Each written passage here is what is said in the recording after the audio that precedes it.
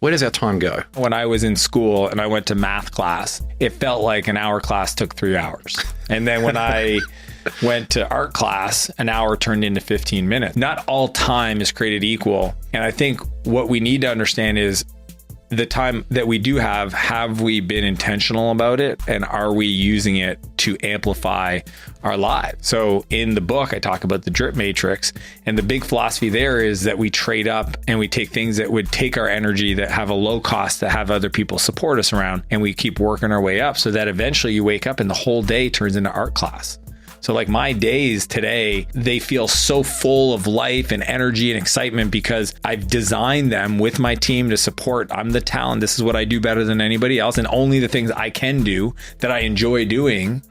And it turns out that that creates a lot of value in the world. And the funny part is that it makes you more money, which then means you have more resources to buy back more time. And that's the loop. That's the challenge for a lot of entrepreneurs, is I think they've equated the grind with success. As you talked about hard work, what I learned a long time ago is there's a difference between grit and grind. Grit requires purpose, and a grind is purposeless. So when people are in a grind, they actually don't know what they're doing. Like, they don't know why they're doing it. They don't have a vision. Without purpose, the how can feel really heavy.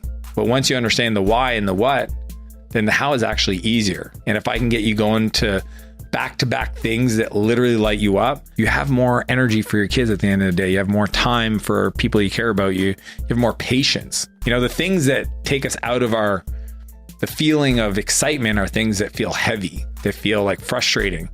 If you remove that from your calendar, it's a great use of money. You know, I think a lot of people try to spend their time to save money. I'm all about spending money to save time. In 2012, I read the Gary Vaynerchuk book, Crush It.